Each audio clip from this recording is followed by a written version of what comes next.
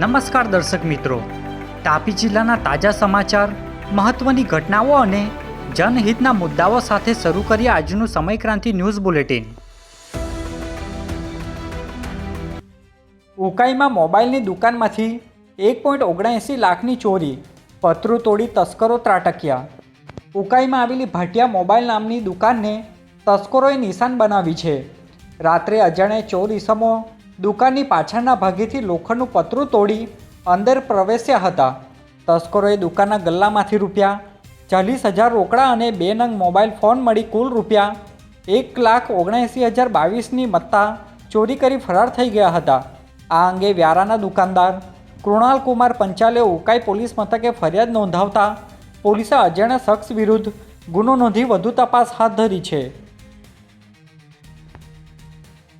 વાલોડના farm house પર આકસ્મિક checking, તહેવારો પહેલાં કાયદો વ્યવસ્થા જાળવવા સપાટો। વાલોડમાં આગામી તહેવારો દરમિયાન કાયદો અને વ્યવસ્થાની સ્થિતિ સુદૃઢ રાખવા માટે વાલોડ પોલીસ એક્શન મોડમાં આવી છે। પોલીસ મથકના પીઆઈ અને ઉચ્ચ અધિકારીઓના સીધા માર્ગદર્શન હેઠળ તાલુકાના વિવિધ ફાર્મ હાઉસ પર આકસ્મિક ચેકિંગ હાથ ધરવામાં આવ્યું હતું।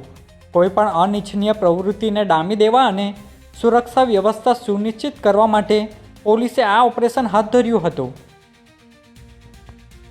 તાપી જિલ્લામાં જેટકો સબસ્ટેશનના વિરોધમાં આદિવાસી પંચના ધરણા, કલેક્ટરને આવેદનપત્ર। તાપી જિલ્લામાં જેટકો સબસ્ટેશન માટે થઈ રહેલા જમીન સંપાદનના વિરોધમાં આદિવાસી પંચ અને સોંગઢ સહિતના અસરગ્રસ્ત ગામજનોએ કલેક્ટર કચેરી ખાતે ધરણા પ્રદર્શન કર્યું હતું। કલેક્ટરને આવેદન આપી પ્રોજેક્ટ રદ કરવાની માંગ કરવામાં આવી છે। જો વહેલી તકે ઉકેલ નહીં આવે તો આગામી દિવસોમાં ગાંધી ચિંધ્યા માર્ગે ઉગ્ર આંદોલન કરવાની ચીમકી પણ ઉચ્ચારવામાં આવી છે। મારું નામ ઉર્મિલાબેન ગામી છે। અમે આજે કલેક્ટરશ્રીને મળવા માટે આવ્યા હતા, પણ અમને 1.5 કલાક સુધી અમને અહીંયા બેસાડી મૂક્યા। અમે પોલીસને પણ રજૂઆત કરી કે અમે લોકો સમાજની જે રજૂઆત છે તે અમે કલેક્ટરને રજૂઆત કરવા માટે જઈ રહ્યા છે, તો અમને જવા દો એમ કરીને, પણ અંદર જવા દેવામાં નહોતા આવ્યા।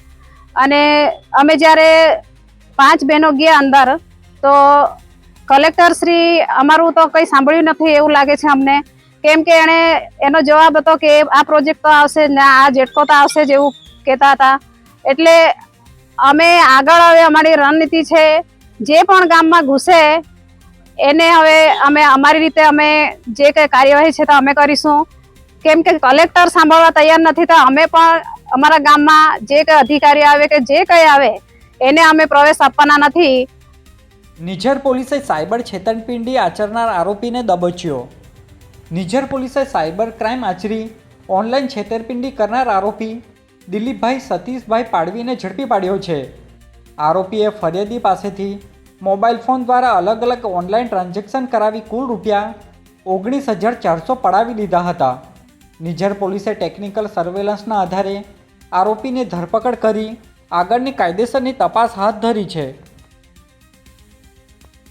વ્યારાના બાલપુર ખોટાડિયા માર્ગના નવીનીકરણ માટે તાપી કલેક્ટરને લેખિત રજૂઆત। વ્યારા તાલુકાના બાલપુર ગામેથી કંદમેશ્વર અને સાઈબાબા મંદિર થઈ ખોટાડિયાને જોડતો 2.50 કિલોમીટરનો રસ્તો છેલ્લા 10 વર્ષથી બિસ્માર છે। તંત્ર દ્વારા માત્ર ખાડા પૂરવાનું પેચવર્ક થતું હોવાથી વાહન ચાલકો અને શ્રદ્ધાળુઓ અકસ્માતનો ભય વચ્ચે હાલાકી ભોગવી રહ્યા છે। આ જનહિતના પ્રશ્ને જિલ્લા પંચાયતના સભ્ય નિલેશભાઈ ગામિતે તાપી કલેક્ટરને પત્ર પાઠવી માર્ગનું તાત્કાલિક નવીનીકરણ કરવા ઉગ્ર માંગ કરી છે।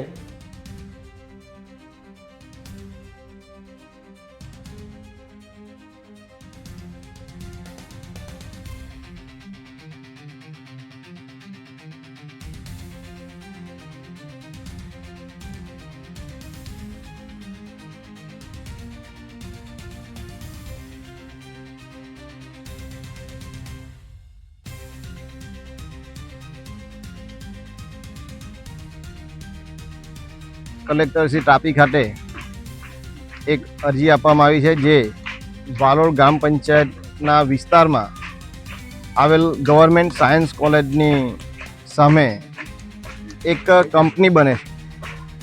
એ કંપની અમારી મળતી માહિતી મુજબ એલ્યુમિનિયમ પીગાળી અને એના પાર્ટ્સ બનાવવાની વાત ચાલે છે.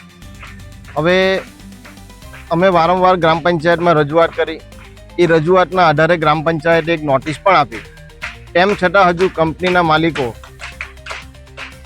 અમારા એમના સાંઠગાંઠના કારણે એ કંપનીની હજુ પણ ચાલે છે અને એમનું બાંધકામ પૂરજોશમાં ચાલે. હવે એ બાંધકામના અટકાવવા માટે અમે અહીં આજે કલેક્ટરશ્રીને અરજી આપી છે. વ્યારાના કણઝા ગામે ખેતરમાં મહિલાને સર્પદંશ, સિવિલ હોસ્પિટલમાં સારવાર હેઠળ. વ્યારા તાલુકાના કણઝા ગામે ખેતરમાં કામ કરી રહેલા મહિલા અરુણાબેન ચૌધરીને અચાનક સાપે ડંખ માર્યો હતો. સર્પદંશની ઘટનાને પગલે તેમને તાત્કાલિક સારવાર અર્થે વ્યારાની સિવિલ હોસ્પિટલ ખાતે ખસેડવામાં આવ્યા છે, જ્યાં તબીબો દ્વારા તેમની જરૂરી સારવાર શરૂ કરવામાં આવી છે. આ અંગે હોસ્પિટલ પ્રશાસન દ્વારા સ્થાનિક પોલીસને પણ જાણ કરવામાં આવી છે. વાલોડના દેગામા ગામે ખેડૂતો માટે પ્રાકૃતિક ખેતી જાગૃતિ કાર્યક્રમ યોજાયો.